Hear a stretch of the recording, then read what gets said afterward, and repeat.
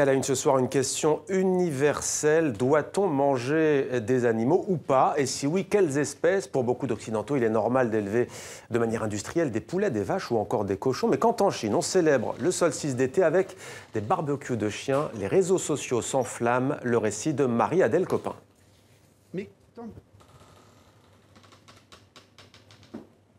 Peut-être dans quelques instants, donc, ce solstice d'été célébré via des barbecues de chiens. Ça se passe en Chine et donc beaucoup de réactions sur Internet. Des chiens entassés dans des cages de métal, suffocants. Nous sommes au sud de la Chine, à Yulin. Chaque année, le 21 juin, des milliers de canidés et de chats sont abattus. Cette coutume apparue dans les années 90 a révolté le web cette année. Plus de 3 millions de publications sur Twitter avec le hashtag StopYulin 2015. Une indignation qui n'a pas arrêté les festivités. Ce n'est pas logique. Est-ce que c'est illégal ce qu'on fait? Vous mangez bien du steak. Si je vous dis de ne plus en manger, vous trouverez ça normal? Ce sont surtout les conditions dans lesquelles les animaux sont ramassés et mis à mort qui choquent la communauté internationale. Capturés dans les rues, ils sont exhibés durant les jours précédant le buffet géant, torturés, battus à mort ou encore ébouillantés vivants. Car pour les connaisseurs, plus l'animal a souffert, meilleure est sa chair. Hier, une poignée d'activistes pour la protection des animaux manifestaient devant le gouvernement local avant d'être violemment évacués. Au marché de Dongkou, les animaux sont massacrés. Les conditions d'hygiène sont déplorables. Est-ce que les autorités y sont allées pour faire des inspections sanitaires ? Les chiens sont apportés vivants, on les massacre sur place et on les transforme en un plat de chiens frits. En Chine, aucune loi ne condamne la cruauté envers les animaux. Officiellement, l'an dernier, 10 000 chiens et 4 000 chats ont été tués durant le festival. Des chiffres 4 fois supérieurs selon les associations chinoises de défense des animaux.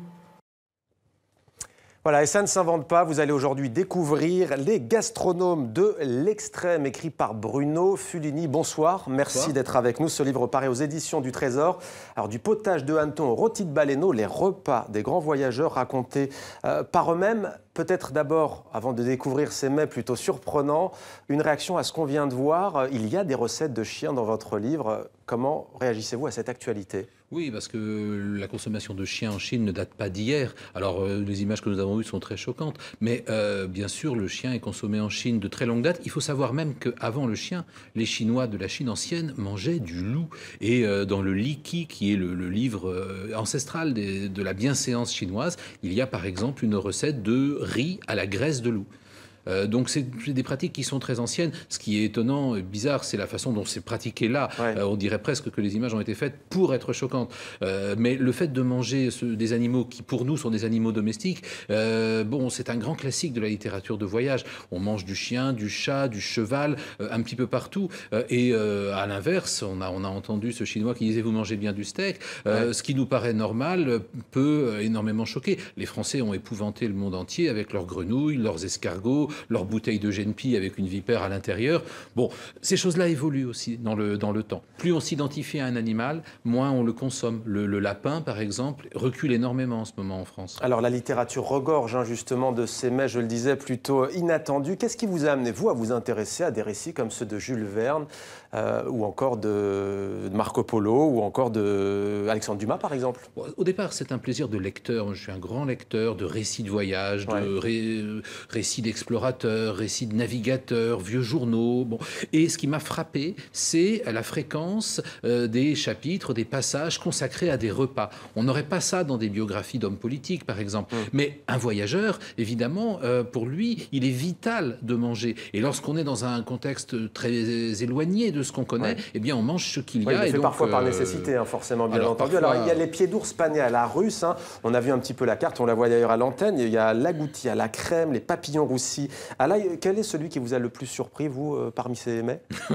Le plus étonnant, c'est celui qui est en couverture, le rôti de baleineau. Manger un baleineau. Imaginez aujourd'hui, avec notre souci de biodiversité, à quel point c'est choquant. Pourquoi et comment est-ce qu'on a été amené à manger un rôti de baleineau? En fait, c'était un missionnaire qui était aux îles Marquises et il avait été reçu par le roi de l'île qui avait fait un festin grandiose. Et donc, c'était une question de prestige. Les questions de nourriture sont souvent liées à des des questions de prestige, des questions politiques. Il fallait taper plus fort, et donc il a fait creuser un grand trou, et dans un four souterrain, il a fait rôtir un baleineau. Alors il y a le singe étuvé aussi, il y a les filets de kangourou sautés. Ça va vous surprendre, mais est-ce que vous avez goûté à l'un de ces mets? Vous avez tenté? Oui, vous savez, la plupart de ces mets sont quand même très exotiques et très étranges. Alors il y a des petites choses mangeables quand même dans le livre, mais c'est pas un livre qui a une vocation pratique, c'est plus un livre pour rêver. Par contre, la tarte au vinaigre, qui pourrait paraître une chose étrange, est à peu près aussi bonne qu'une tarte au citron, par exemple. Les Malgaches font une brouillade d'œufs mélangée avec de la moelle de zébu. On peut obtenir avec de la moelle de bœuf quelque chose de très onctueux et de tout à fait comparable. Alors vous nous faites notamment découvrir un écrivain, parce qu'il n'y a pas que des récits de grands voyageurs, il y a notamment cet écrivain, dont d'ailleurs je n'ai plus le nom au moment où je dis, c'est Hector France, voilà. Son livre est évocateur, le titre en tout cas. Alors Hector France voulait faire un livre un petit peu analogue à celui-là, il n'a jamais réussi à le faire. Et il a tenu dans les années 1900 une rubrique dans le Journal des Voyages, qui était donc un journal, qui s'appelait « Les horreurs de l'alimentation ». Mais en fait, le titre laisse penser que c'est un jugement de valeur très négatif. Lui, pas du tout, était très ouvert. Et il avait mangé des choses étranges en Afrique du Nord. Et il voulait faire savoir aux Français que, bien, dans le monde, on pouvait manger des hannetons, on pouvait manger des sauterelles, on pouvait manger du kangourou, on pouvait manger toutes sortes de choses étranges, on pouvait manger des reptiles, et que les Français eux-mêmes, eh bien, au Moyen-Âge, mangeaient des langues de serpent. C'était un mets extrêmement réputé, prisé, tout à fait, seigneurial pour tout dire. Et donc en fait, eh bien, il essaye de faire prendre conscience à ses contemporains de la relativité de tout cela. Et il y a même une dimension utopique avec l'idée que plus on élargit notre horizon alimentaire, eh bien, plus on pourra nourrir la population et faire reculer la faim. Et au-delà des découvertes justement et de l'aspect parfois impressionnant, c'est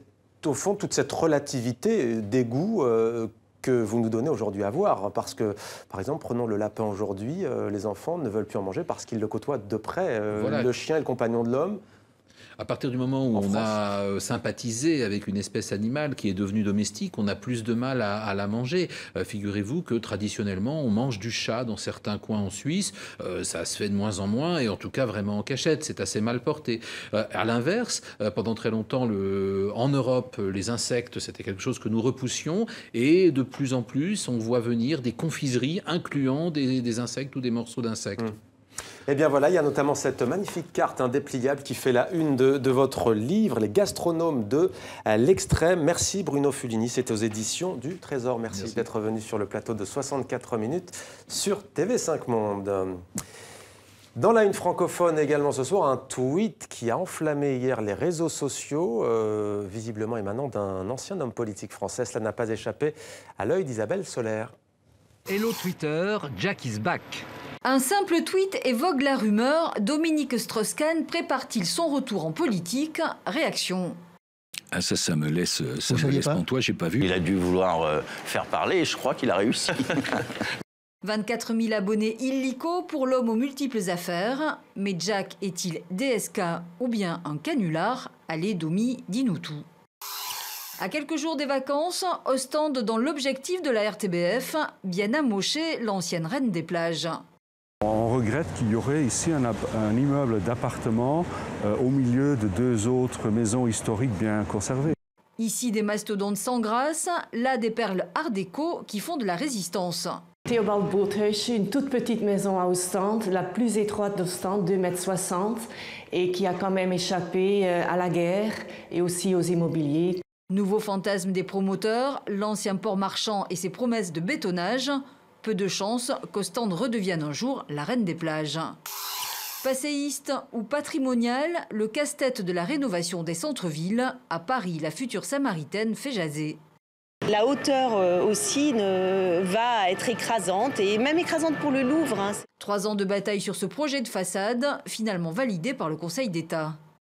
Il faut savoir apporter de la modernité à cette ville, et la création contemporaine n'est pas l'ennemi. On trouve vraiment tout à la Samaritaine.